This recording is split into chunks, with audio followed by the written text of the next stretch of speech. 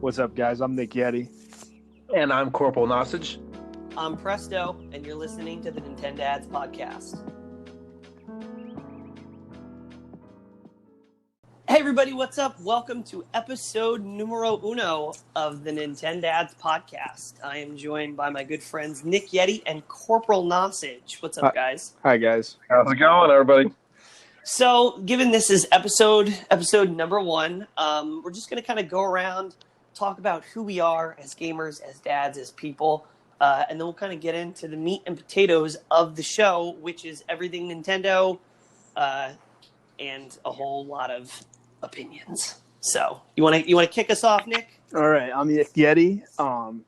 Was a Sega Genesis kid growing up. Definitely one of my favorite games from that time is Vector Man, and I have a 5-year-old son, and I like a lot of games that start out with linear story and then open up into kind of an open shared world. Like what? Like a Skyrim type thing? No, not Skyrim. More of a Bloodborne type of game. Definitely for what Doom's to do. So you just mean obscenely hard? Yeah, exactly. Soul-crushingly hard. Okay. What about you, Corporal? Who are you? Who are you anyway? Hey guys, I'm Corporal Nosage. I'm 33. I got a 7-year-old son. Jesus, time is flying by. As a gamer, I tend to solely focus on story-based games. I really like linear-based stories that have a start, a middle, and an end that's epic, episodic, that's something you can enjoy and that you can follow. I tend to like open world games, and I guess my favorite older game has always been Sonic. The first system I ever had was a Sega Genesis, and it's the first game I ever had, so I've always gravitated back to that. Sonic 1, 2, 3, and Knuckles. And Knuckles. Oh, I'm going to judge on this answer. Yeah. Which one is it, Jason? Which one? When I say Sonic, I started with Sonic 1 and Sonic 1 only. But I'll have to remember that me and Nick Yeti spent a good portion of our childhood just sitting in my living room trying to burn through some of the Sonic and Knuckles chapters. So that's where a lot of my... Which one's your favorite? If you could, if you were stuck on an island and you could only play one Sega Stuck Sonic on an island. I don't think you understand the implications stuck on an of that island statement. with power and a CRT. It'd still be Sonic and Knuckles, just because you had all three characters and you had diversity of play. I hope you understand the pun over here. There, Kansas Shuffle. You said stuck on an island, and Sonic and Knuckles takes place on an island. On an island, yep. Yeah, that was on purpose. Yes. Was that comedic genius? Okay. Sonic 2 for me, by the way, that would be my island Sonic. Really? Okay. 100%. The music, just for the music. Okay, yeah, gotta give you the music. Good God, Mystic Cave Zone, Casino Nights, come on. Nowadays, me and my son just tend to play a lot of Minecraft. Okay. I can feel Nick silently judging you. Yeah, my brain just exploding. I'm over it. Anyway, so I'm Presto. I'm 33. I have a 2-year-old son who's not quite into games yet, although he did KO a computer in Smash one time, which is my favorite game series, by the way. Super Smash Brothers, loving Ultimate, loving Melee. Typically, as a gamer, I'm a pretty far departure from both of you, I think, because I could most of the time care less about epic sagas and stories. I'm all about online multiplayer. Like, if the game doesn't have good online multiplayer, I'm not about it. Except for Smash Ultimate, okay, which we'll get into. Yeah, I knew you were going to call me out on that. But yeah, most of the stuff I play is online multiplayer. Favorite retro game? I mean, besides Sonic 2, I really love Super Mario World. I've beaten it more times than I can count. Kirby Superstars for the SNES. So good. Some of my favorites. So yeah, that's who we are. So this podcast, we're the Nintendads. So we're dads that play Nintendo games. Pretty self-explanatory.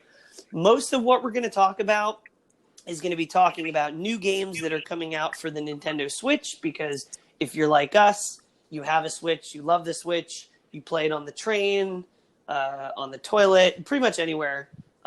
Because we're in the future now, and you can play almost every Nintendo game anywhere. So we're going to kind of break down for you what we see as the new good games coming out, what the bad games are coming out. And then every episode, we're going to kind of dive into something different. We're going to do specific game breakdowns. We're going to, talk about different topics, different news, different announcements from Nintendo as they come out. And that's about it. That's what it's going to be. Thanks for tuning into episode 1. We're going to jump into the next section. Let's go. All right. So we're going to start this episode with new games that are coming out or have recently come out. I think some of these have come out within like the last week to really good or really poor reviews, depending on which game we're talking about. I guess Nick start us off on a bright note. What's a new game that's coming out that you're not wanting to burn to the ground? So the Baldur's Gate 1 and 2 pack. This is a great CRPG. Makers of Dungeons and Dragons. Oh, I'm sorry. I'm a new CRPG. CRPG. So CRPG is like computer RPG. So CRPG would be like your Diablo. I don't know if you ever played Nox. So you'd have JRPG, which is like the turn-based style, and then just RPG would kind of just be like Witcher, and then this would be CRPG, like that top-down third-person. Yeah. So gotcha. Baldur's Gate 1 and 2, both great games. They're doing this in preparation for 3, although 3 is not has not been announced to be slated for the not the PS3, the Nintendo Switch. We're not on PS3 anymore. So I've never played a game like this. Mm-hmm. Is it multiplayer?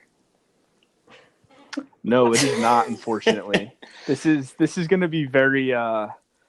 I don't even know if Jason would like this. I like stuff like this. So here's the thing, right? I like games like this, and this is where Diablo shines for me, right? This is why I like Diablo above this and above WoW as much as I like WoW, is because Diablo has more of that shared world where you can jump from server to server and you can kind of, interact at your own pace, but you're not dependent on the other person. This game doesn't have that, unfortunately. But if you do like the Dungeons and Dragons-esque thing, a lot of reading and choices, battling, class building. This is definitely going to be your game. You've already lost me at the part where you said reading. There we go. So what do you think? I would try it. I think with all these new games, we're going to kind of go around and go, buy it, try it, or wouldn't touch it with a 10-foot pole. But I think I would try this, despite the fact that it's not really my style of RPG and that it doesn't have multiplayer. $49.99, by the way, if we're putting that there. $49.99.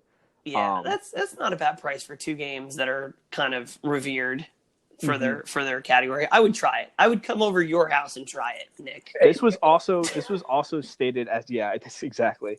This was also stated as a great port. This is definitely hailed for that. So for the Switch. I mean, as far as ports go, most of the time you're going from a higher quality system to coming over to the Nintendo Switch, which doesn't have the hardware. So ports usually tend to fail. So the fact that it's giving you a good port, that's a good thing. Well, if we're on the subject of CRPG with that, right, you kind of look at Diablo 3, right? And, you can play it point and click. And they did have to change some of the moves and abilities around, but they did it so well. So when I was going on to Twitch a few times, and I was talking to the people that like hardcore stream Diablo 2, and I was asking them, and I was like, hey, what do you think about the console version versus the computer version? This is when I had that really nice computer. And they were like, they love the console version. And the only reason that they like computer more is because they were more established. And they also said that the clusters were bigger too. So that was kind of the downside. Yeah, so Diablo 3 was all about those gigantic clusters of enemies. Yeah, that would cause the Switch to burst into flames. What do you think, Corporal? Are you passing on this one?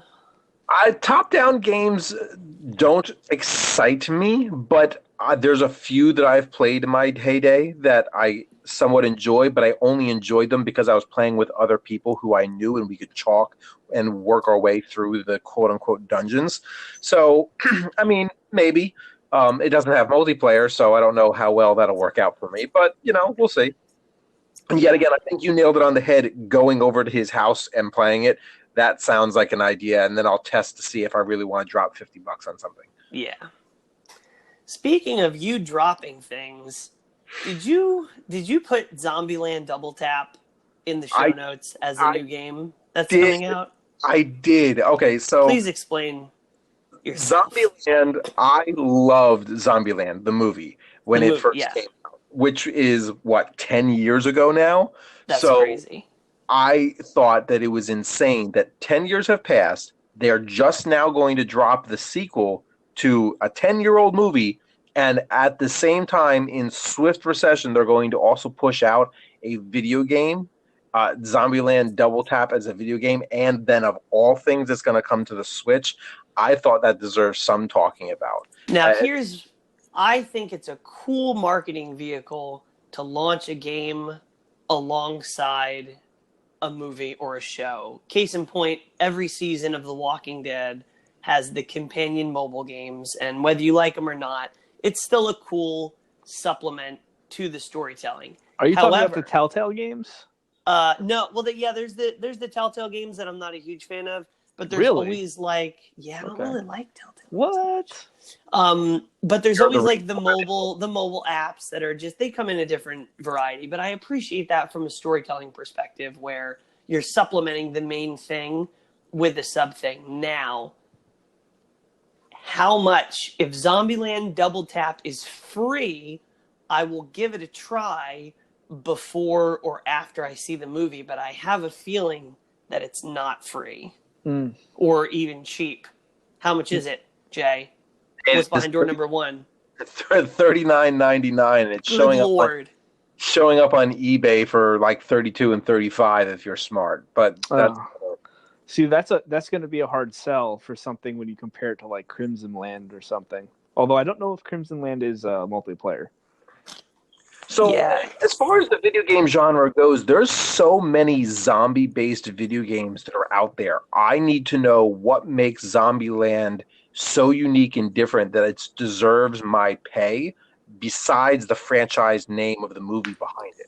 I mean, I think that's probably it. At the risk of being completely wrong and having to eat my words in another episode, because the game is a sleeper and it's amazing, I'm going to say they're selling you a mediocre zombie game based on the Zombieland franchise, based on the fact that you remember this movie 10 years ago that was really good, and that's going to make you buy this game. Okay, so I'm looking at it right now, and I seem to see, it looks like there might be abilities to pick up different weapons. It's a twin stick shooter. Okay, so I mean, sounds perfect for a free game, possibly on the phone. You have to also think too that when Black Ops 2 came out, you got Dead Ops, what's it called? And that was the top-down twin-stick shooter, and you could play that on 2-player. That game was phenomenal. That was Black Ops 2 was really revered very highly for something like that, where they're like, wow, you got zombie mode, and then you got that twin-stick shooter mode, and no one had an idea about that. That was a bonus piece of content off of the main game. This is a main game. It's priced almost at full price. That's what I'm saying, though. That would be my argument, is that you got that for free last time. Yeah, I can't imagine justifying. So, I mean, if we're going to compare top-down shooters or top-down games, the last, Baldur's Gate is 2 games for the same price that this is 1 game. The only real difference is obviously the franchise name. And I'm looking at it, this particular game has... wait, hold on. Baldur's Gate isn't a twin stick. Baldur's Gate is top-down RPG. This is from what Nick's saying, it's a move and shoot. The classic example I think of is the old, which is probably my favorite arcade game of all time, is Robotron. Oh, okay. Robotron, my jam. I don't think I played that. It's amazing. It's really hard. and it's probably still better than Zombieland Double Tap. I'm giving it hard pass. Nope, throw it off the cliff. For the price point, I'd pass on it too, but I thought it was interesting that the marketing ploy with the movie. Yeah. Speaking of hard passes, we have to talk about it. The elephant, or should I say the giant gorilla, the giant scientist in the room, Overwatch for the Switch. Ooh, who's getting this one? So I want to just say right off the bat that I enjoy the Overwatch game on multiple other platforms. So I was kind of excited about this just because there's a flexibility with on-the-go type playing with this, taking it on the Nintendo Switch. But porting such a, I think, hardware-intensive, fast-paced, where every minute to the second lag moment counts, bringing something like this over to the Switch, I was very, very hesitant about. Yeah, before it even came out, I can't think of a system that's more poorly suited for Overwatch than the Switch, because more than 90% of the people are going to play on Wi-Fi, which means they're going to have high latency connections, and you can't even play Super Smash Brothers, in my opinion, to a real respectable degree online. They're trying to do a Twitch shooter 6v6 team-based game. I'm going to guess that there's no native voice chat outside of Nintendo's third-party app. Oh, Jesus. It's like a special kind of hell. I totally forgot about that. I totally Right? forgot. Okay, so let's talk about that for 2 seconds. So that game is you're playing a role in that game. That's communication. That's communication intensive right there. I totally forgot about that. I'm sure we'd get like the one random person from left field where it's like, who just signed on to Discord to do that? And it's like, not today's day and age. You know what I mean? Like the fact that you can't get that in there along with everything else. I mean, it might have native voice chat because the one time I played Fortnite on the Switch, and it has native voice chat in the game. Yeah, I turned it on, and it was 3 14-year-olds screaming at the top of their lungs, and I uninstalled the game immediately. I thought nothing had native voice chat on the Switch. I did too. I thought that was a Switch thing. I think it's a first-party Switch thing. Third-party games can play by different rules, maybe. Yeah. So when Nintendo goes ahead and announces esports-style stuff for Splatoon 2, and then they go, gotcha on the native, Yeah, support. no, still need to use the app. Yeah. But beyond the fact that it's very ill-suited for the Switch as an online shooter, the reviews, if you look at any of the reviews, it's like the game models aren't loading, the character, like basic stuff for the game to function isn't working. It's breaking the Switch because the Switch's hardware can't handle it, or because it was rushed and it wasn't ported in a way that was optimized for the Switch, and it's just like spazzing out. Because I think. So this is where you're going to get me to start rage quitting, because I have such a love-hate relationship with major companies making a game. For example, Ubisoft with Assassin's Creed Unity, and the character models will load, and the only thing that shows up is a pair of floating eyes and a pair of teeth. How badly did you drop the ball in your development room to not realize these mistakes before you sent this game out on launch? Who was doing some field testing before you even considered announcing this to the public? Like, let's not even talk about, we were pressed for time, so we had to make some crunches. You should have had these types of nut and bolts figured out before you even decided that this was something you were going to do. And they just, no, here's a pile of hot shit. But Corporal, what I really want to know is, how do you really feel about this? Yeah, it takes a lot. It takes a lot to get Corporal mad. So you messed up. That was I feel like we should get over to the ending on the good notes part of this. Yeah. I'm gonna throw in 2. We were gonna do 1. I'm gonna do 2 real quick. The Witcher 3 and Killer Queen Black. The Witcher 3. I forgot about Killer Queen. Yeah, I know. Oh, so The Witcher 3, absolutely fantastic RPG, great game. This is the complete edition. It's full retail, $59.99. Everybody loves it. It's good. Definitely go buy it if you want to spend the money. Yeah, one of the best like AAA title ports on the Switch to date. Killer Queen Black. Such good reviews too, as far as frames per second and quality. The storyline for Witcher is phenomenal. It is so beloved, cult following. It's definitely a game that I'd want to pick up myself too. Yeah, I would try it. I don't know if I would pick it up because it's not my style, but I would definitely try it.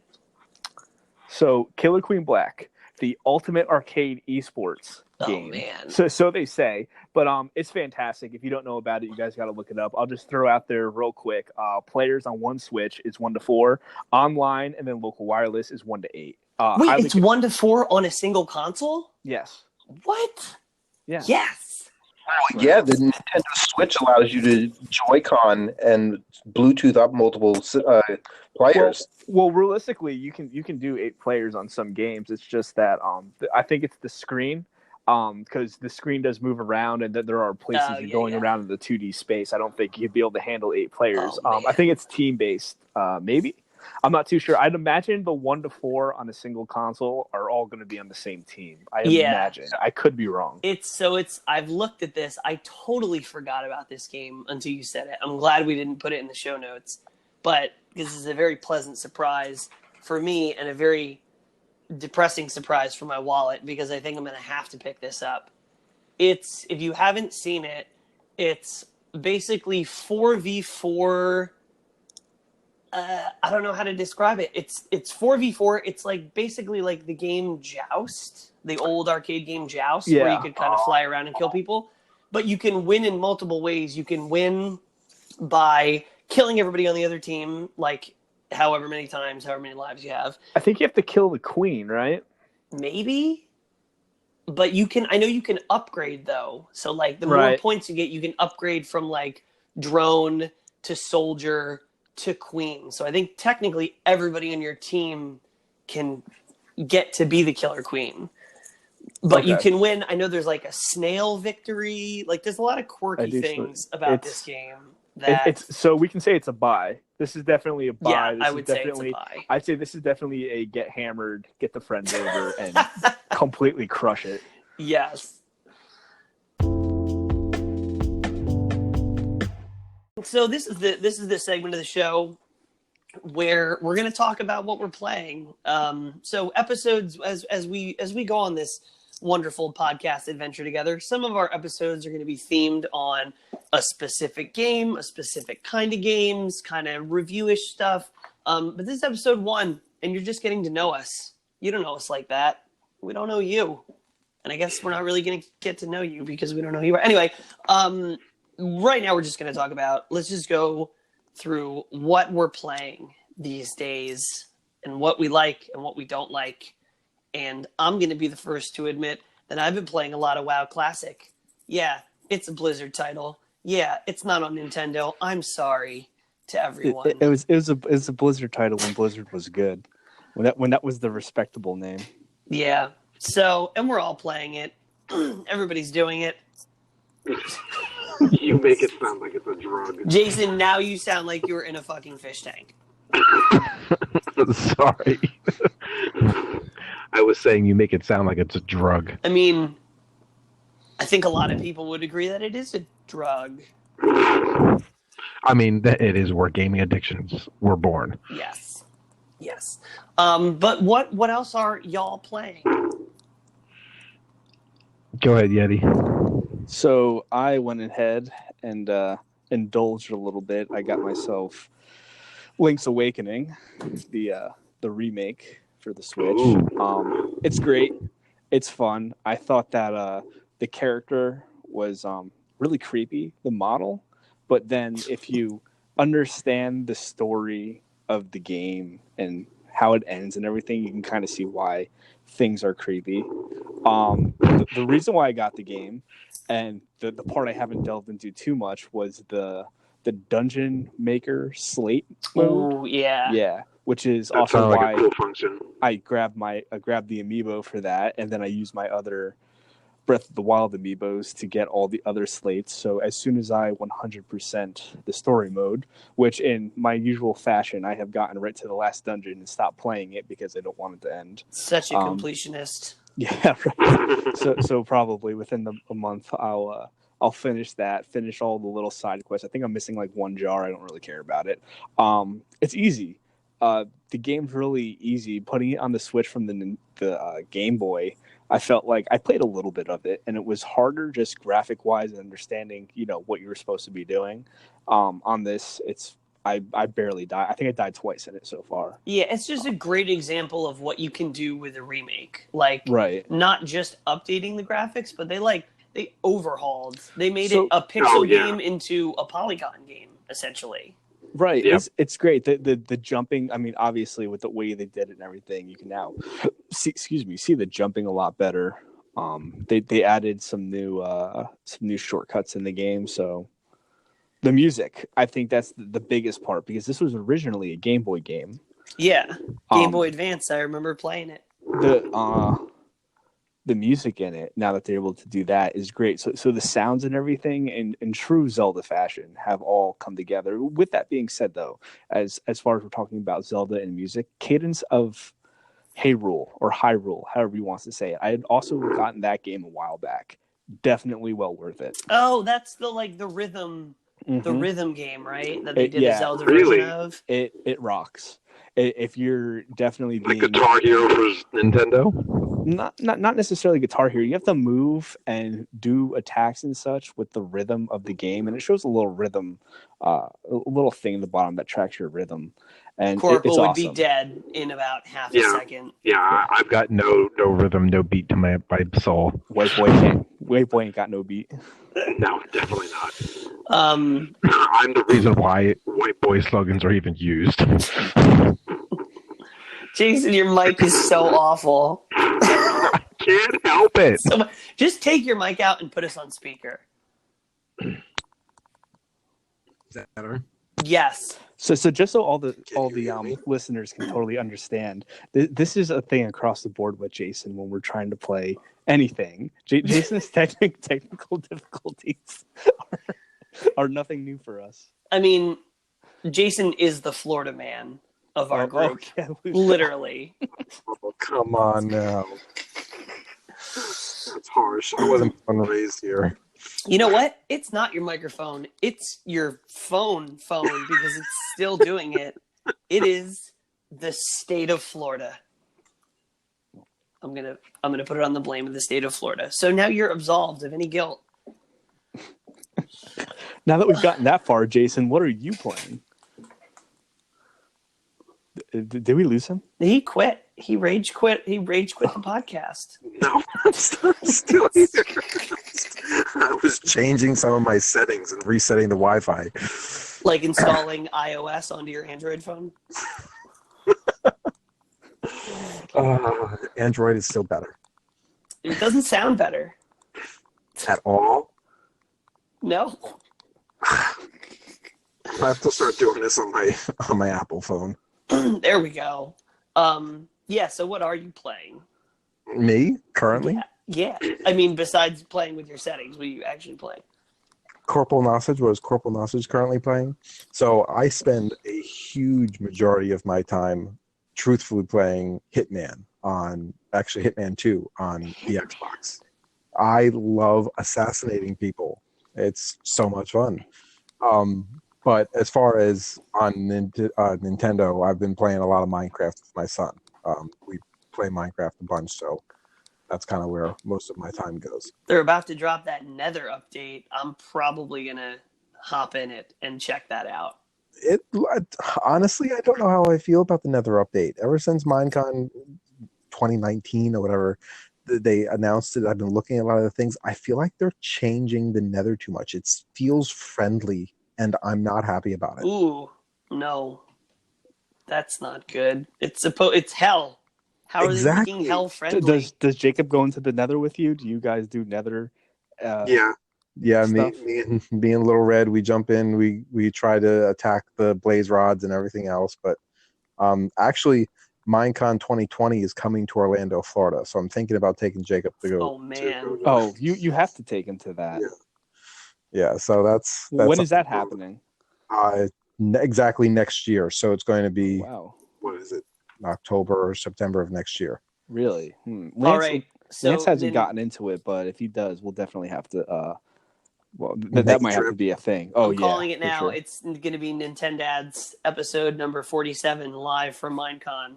Oh, I'll totally do it. That would be a Nintendads episode. That would be a. I'll have a GoPro then. So. So go ahead. What have I been playing? You may ask. You said, Did we skip you? well, he said you wow. already You said, said wow. Save the best We for didn't last. think that he was important enough to really. Yeah, you said you No, were playing well, WoW no. and then you ended it. I know. No, I needed to confess that. I couldn't even hold it back. But I'm playing a little bit more Smash Brothers. Smash Ultimate, not online. Not online. I will burn my Ethernet adapter before I ever play that online. I can do a whole episode. Let me get real close to the mic so everybody understands. I could do a whole episode on the issues I have with Smash Brothers Online. I can do a whole episode on just like, okay, so I love Smash. Here it goes. Favorite game Here series. goes, everybody. Oh, now you done it. New section. We're love just gonna Smash. I love Smash. presto rants. Listen, real talk for the viewers listening at home. This is some trivia for you. This was almost a Smash Brothers podcast. That's I was not just even about to say that. That's not even a lie. It was going to be a Smash Brothers podcast, and then Nintendo made their online into a steamy pile of liquid trash that I flushed long ago. And we don't do it like that. Nintendo Online is bad. If you don't agree, fight me. So, but not online. Smash on the TV couch versus Smash Online are two different games. They're So totally different games. if anything, you guys got two games for $60. So. Yeah, that's almost cool, except that one of them makes me want to burn down my house. But I've been playing Smash offline a bit. I've been playing it with you. No, listen, I'm saying it with a smile on my face. Yeah, so I've been playing it against just CPUs. Nick, you've come over a couple times. We've played it. There's some interesting DLC characters. Terry Beauregard from. That's the only deal. So what I can't wait for. This was actually funny. One of the things we were looking at when we were looking at in Philly, some weeklies to go check out, and one of the people that had posted on it said like, "Oh, also bring your own setup." And I thought to myself like, "Oh, that's great if I bought a setup there with me because I don't have the DLC characters, so people are gonna have to play with I guess minimum jank, as you could say. I'd love to see the person sit down and you better selecting. You better have Plant on there though. Oh, well, Plant's not DLC. Plant Technically, he was the first DLC. He was DLC 0. Plant's amazing. Plant. So he is. That is such a like. Talk about Nintendo being positive. Plant gang. What up? That's all I gotta say. I am gonna call it now, and this is recorded. So if it happens, you guys both owe me $20. I'm calling now. Oh wait, we'll put money on this. Hold on now. You guys are gonna fund my DLC Fighter Pass. I'm calling that the 5th character is going to be female. Oh, it's going to be a female character. I'll agree with that. Yeah. All the DLCs have been males, huh? Yeah. Well, Plant's a plant. Okay. Are you assuming my gender? Are you assuming my gender right now? I remember somebody was saying that they were referring to. I was watching, I think, a podcast with French commentators, and our one commentator was French, and he kept referring to Plant as her. And one of the other people go, "Why do you keep referring to Piranha Plant as her?" I'm just wondering. And he goes, "So Plant's a feminine word in in France or in the French language, so thus it would be called a her." So yeah, well, there's an argument there. There's an Could argument for your female DLC. Well, character. I'm gonna say the last DLC Who do you character is gonna be definitively a female. I mean, you can't forget that Kazooie is technically a girl. Kazooie is a backpack animal. She's still a girl. I guess. Yeah, that's true. She's being carried by a boy, but she's still a girl. That's gonna trigger somebody. We're gonna have all sorts of legal issues with that. That's what my life's about, is triggering people.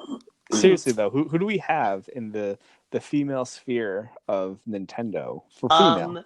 There is the if you guys have played Hollow Knight or seen Hollow Knight, Yeah. so there is a That's sequel. not a Nintendo though. But it was released on the Switch, and it was like heavily promoted on the Switch. Right. And there is a new. It's Hollow Knight Silk Song, so I don't know if it's like a chapter 2 or if it's going to be released as its own game. But there's a female character in Hollow Knight called Hornet, and it's a female character, and she's the main character of the second Hollow Knight game, or chapter 2, or whatever you want to call it. And as soon as I started playing Hollow Knight, he instantly became my top pick for Smash. Like, his moveset is like, you could just bring it into Smash and you would barely have to touch it. He's a perfect character for Smash. And I'm imagining that Hornet from Silksong is going to play very similarly. So it's a new game that's coming out. It would be a very unique DLC fighter. It would be an independent rep for an independent game, which I think they want. So that, if I had to guess, wishful thinking, but if it's Hornet from Silksong, I'll be super happy. So I'm looking right here, and this is absolutely hilarious. I typed into Google famous female Nintendo characters, right? And right at the bottom we got Pit. Really? I never learned how to Pikachu's read. on here too. So here's some plausible ones. You have Toadette, Impa from Ocarina of Time, Ooh, okay. Birdo, which I that's a good don't one. want to see. Well, no, they can't do Birdo because Birdo's technically already in it as in the classic Mario 2 stage, and I think they're not crossing that line there. Pauline, that could be a possibility. Pauline. Wait, who is that? So Pauline, I guess her name was introduced in Mario Odyssey. Thus, she is the person that you rescue in the Donkey Kong the lady games in like the red when- dress thing. Yeah. when Mario was original. Now this would be cool right here if they had Jumpman, because Mario, before he was Mario, was originally Jumpman. Yeah. And if they did that, also Midna, the weird cat thing from Twilight Princess. That's what I have that popped up right here. Now what would be, was that Black Orchid? I don't even know what that's from. There's too many Zelda characters in the game already. How about Joan of Dark from Perfect Dark? Oh my god. Could you come on? That would be such a. That we're would talking about be. female, why can't the witch from Banjo-Kazooie be in there? She ugly. She is. Would it be interesting? She's too ugly. They'd have to change the rating to M for mature. She's too ugly. It's too much.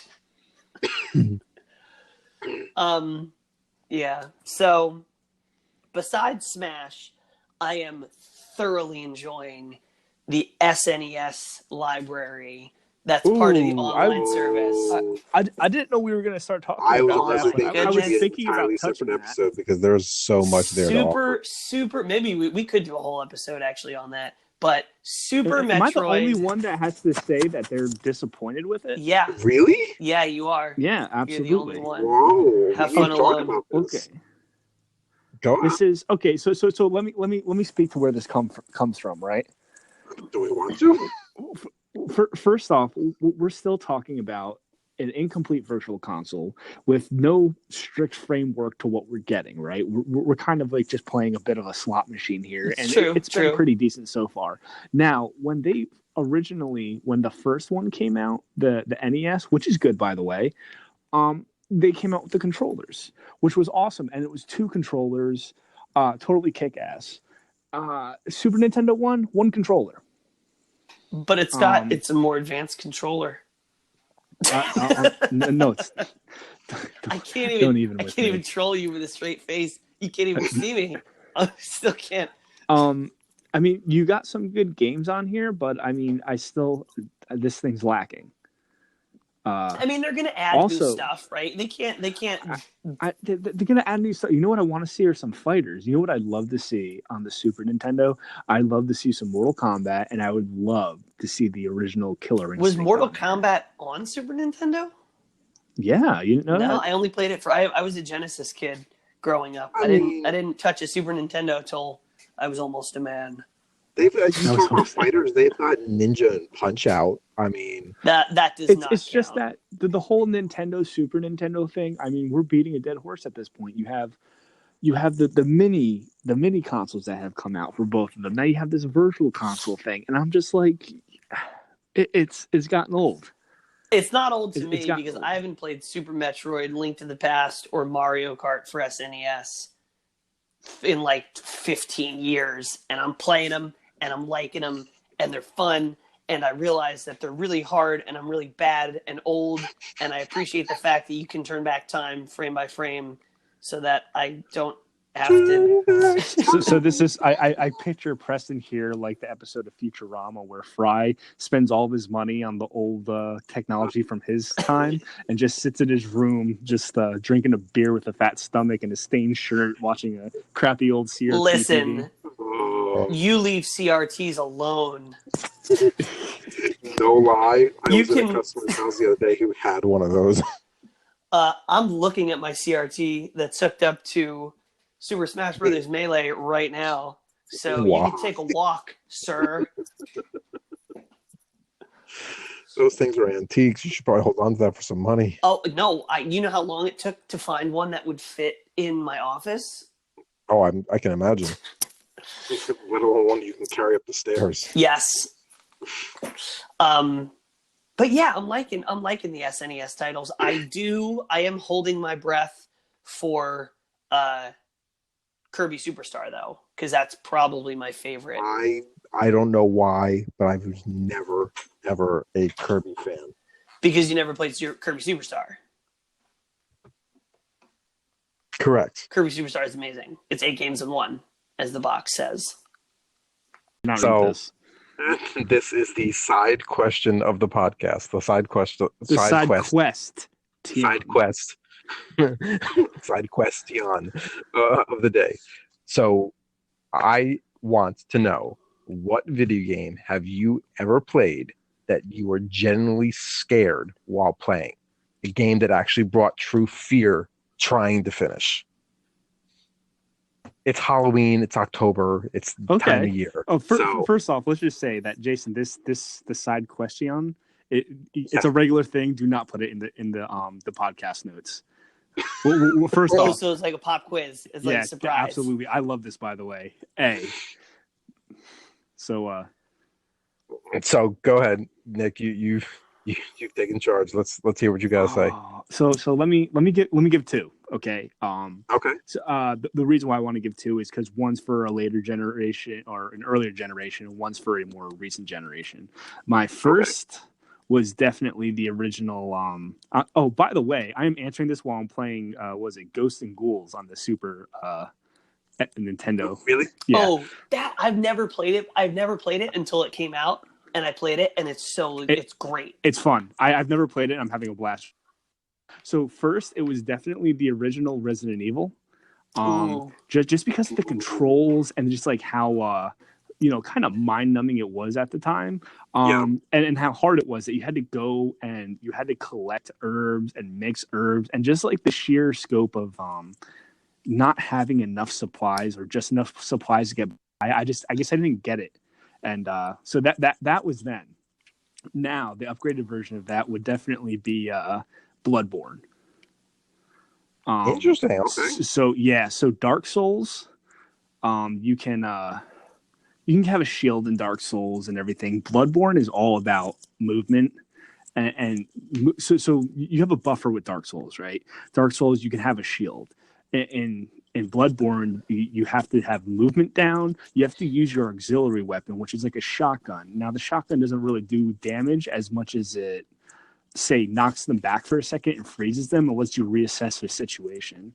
So I was playing that game, and then I went back to an old part. I was looking for something I think I missed, and out of nowhere, a hugely strong enemy comes out of like a dark corner and just starts going at me. And I can't get this dude's health down to save my life. Out of nowhere, it shoots some like rope out at me and takes me and transports me to like an underworld part of the game that I didn't even know existed. And if you don't know, with games like that, when you die, you end up going to like an in-between realm, and it's kind of like your resting point. Those games are made for you to die in, and when you come back, you have to go back to the enemy that killed you to get your things back. So especially when you're in a new area and you don't know where you are, it's kind of it's nerve-wracking. So the fact that you referred to Dark Souls being easier in any way scares the shit out of me already. Right, and that's and I've never played either of them. Definitely. I know I could get a lot of flack for saying easier, but it definitely, Dark Souls already sets the scale in one aspect, and now you have this game where they're like, well, let's take away the shield, we're going to make it a little bit faster, but that's just for the aspect of now you have to use your movement and more memorization than you did before. Okay. So, you know what? I'll answer it in a similar way, because when you said an old game and a newer game, kind of got me thinking to like what game did I genuinely fear as a child? And you guys are both gonna probably find this hilarious and surprising, because nobody has probably played this game. Are you afraid of the dark for Get PC? out of here! This game, Talk about fear. no, The original TV show yo, definitely brought it. this game was so like janky, and it mixed like it was like a kind of like a Myst type game where you moved from room to room, and then in each room there was like clues and things you could click on, and it had like very, very subtle animations. But then it mixed like a lot of real voice acting and sound effects. So it sounded really realistic. The graphics were kind of realistic because there was a lot of animation. So it could be like they were just basically still pictures. And it was like not super well done, which actually made it scarier because it was creepy in like a weird, unfinished, like unsettling kind of way, if that makes sense. And I remember playing it, and I had done something. I was in a museum, and there was a mummy chasing me, and I was desperately trying to go away from the mummy, and you could like hear it coming from the other room. Really good sound design for the time. This was like, it had to be mid-90s. And the mummy's chasing me. I'm desperately trying to go from room to room, and there's locked doors and stuff. And I get into this one room, and I don't hear the mummy. All of a sudden, and don't forget, the game is very minimal animation. The mummy pops up in front of my screen, like it was like a jump scare. And at that point, it was like mid-90s. Their games didn't have jump scares. It was a jump scare of a mummy, and the sudden surge of animation crashed the game. So it scared the shit out of me. It was really funny as a kid. I'm like, yo, I'm done. Absolutely done with this game. Fast forward 20 years to adulthood, the modern scary game, absolutely the only game that I've played in recent memory that gets me to jump is Five Nights at Freddy's. Yeah, I've not touched that game. Namely the original one. Corporal, I remember we were at your house playing it and drinking, which is the worst idea. Why would we? We're I could so just imagine dumb. you two hammered around the computer. It's, you know what? I think Chris Spencer was with us. My brother was with us, and I'm pretty sure my mom. Yes, we did shots with your mom. God. This is too much for the podcast. Guys, one episode will be on Jason's mom, but episode 1, it's all downhill. What year was this? I just want to know what state I was. A couple years ago, Jason was in town visiting. Oh, 2 years, 2 or 3 years. So Jason was in New Jersey. I was going to say, when did you guys all go down to Florida to drink with Jason's mom? That'd have to like Never. Coordinate that sort of a That's the scariest game of all. No, next time we should do the Nintendads live stream, and it should be God. Nick playing Five Nights at Freddy's. Oh, God. I'm just saying. Anyway. So my scary game, I block out most of my fears from my childhood somewhere in my subconscious. So I honestly cannot remember. The Mummy. It The Mummy just got him. Spooky. You might Mummy. want to go into chat and tell Jason he can rejoin. I bet you he is still You talking. think so? He's going to get through his entire spiel and then realize he's disconnected. So could we hypothesize what game it could be that Jason could have been talking? He was saying he was saying he repressed the fears of his childhood. So I'm gonna guess it's gonna be something weird. So you know what? Like touching on Jason, me and Jason played a ton of Sega Genesis back in the day. Like he was the reason why I bought a Sega, and I remember we played the Home Alone game, and to me that game was creepy because you were a kid running around town and you were basically trying to make these makeshift gadgets to get rid of these burglars, and they were driving around in a sketchy van. And then every time they would capture you, they would take you and hang you up by your underwear. Can you hear me? There we go. He's back. we thought the Mummy from Are You Afraid of the Dark got you. No. Did you hear anything I was saying? Because apparently I kept talking. Nope. You said I used to like repress How I far feared did you as get a into child. it is what I want to know. Because we were talking and trying to think how much you would say before you realized. Probably a good 3 minutes past that moment. I don't remember any video game from my childhood that I was actually scared of. Okay. I'm saying that maybe I suppressed those memories. But in the year 2004, Doom 3 came to the Xbox, the original Xbox. And that was the first game where there was, to me, like a jump scare, lost in space with a zombie-like monster chasing you down hidden dark corridors trying to survive. That was where my first video game fear came from. And I'll have to agree with you, Presto, the Five Nights at Freddy's as an adult. That was intense. Yeah. Also, continuing on with the theme of scary Doom games, I heard the latest Doom game is scary bad. Like I didn't even purchase it. Scary bad? Like not good? Yeah, like real Wait, not what? good. Like so not good it's frightening. Doom Resurrection, I believe it was called. What? Yeah. Doom I Resurrection? think. What are you guys talking about? Doom Eternal? I don't know what I'm talking about. No. Are you talking about just the one that was called Doom that came out? No, not the one that just came out. The one that just came out, like the beginning of 20 or the end of 2018.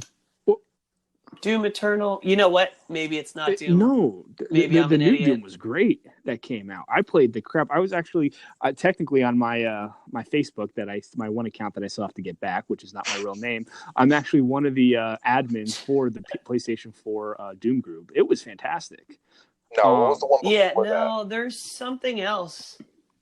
There was something else. There was another Doom game. Maybe it wasn't Doom. Maybe it was something similar to There Doom. was a that Alien came out. versus Predator Colonial Marines game that was trash. Yes. Oh, I loved Alien versus Predator, the original game. No, was it Alien versus Predator 2? I don't know. Whatever one that was popular. Was it the one? I remember playing one on Jaguar somebody had, and I remember you could do the combo, and if you did the combo, you turned the person into an egg, and then they would hatch and come help you out later on in the game, like later on in the level. I don't remember that at all. Really? Whatever one I played, it was like one of the first games I played that had online multiplayer. And you could be the Marines, the Predator, or the Alien. Yeah, that's the one that I played for. Yes. Oh, so good. I was an Alien main, by the way. Played some ladder matches. Spent many an hour as a youth grinding the Alien Predator matchup. Man, Really? Online? It's rough. Well, Yeah, I did online. not It have was online horrible. at that time in my life. Yeah, I was like, Mom, don't pick up the phone. I'm about to bite this guy's head off. Yeah, you want to talk about scary was the computer that my mom went out and bought and told me that I got to use for schoolwork. Dude, It's just a that thing calculator. took, It was just a it took TI-83. 30 minutes to get onto AOL. It was Oh intense. my god. Dude, it drove me nuts. Hey, growing up, we had like a black and white Mac for a while. Are we trying to date So- ourselves? Is that what we're doing? I don't know. This became like scary game to like talk about how crappy the childhood tech you had was. Any other final words? No, I think that's it. Yep. Yeah. Eating Well, meat thanks. daily reduces your chance of becoming a vegetarian by 100%. Wait, what? Eating meat daily reduces your chances of becoming a vegetarian by 100%. Oh, I see what you're doing. I see. I see what you're doing. You don't want to start this game with me. You sure? All right. So maybe Jason's the only one who was aware of this homework assignment. But yeah, no, we should have some dad jokes to close out especially after we just totally like berate Nintendo. We should end on a high note, on a light, jokey dad. No, but I don't have any off the cuff. There's only one. And if I tell it, Nick is going to murder me. Yeah, I am going to murder you because I know which one you're... And it's going to take like another whole episode to tell. So I'll just put that one in my back pocket for later. We'll let Corporal Nosage have the last laugh on this because no one else is laughing at that joke.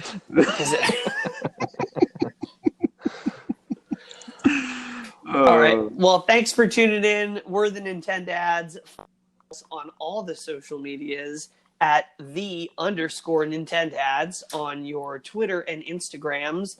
Use hashtag the Nintendads if you want to talk some shit. Feel free to comment, send us ideas, and all that stuff. Make sure to share it with your friends, family, and people you don't even like. Especially if you hate it. If you hate it, say nothing. Definitely just share it. Forwarded the link. Yes, especially for that last joke. Your enemies will be so mad. All right. Okay. I'm out. We did it. We recorded a podcast. Look at that.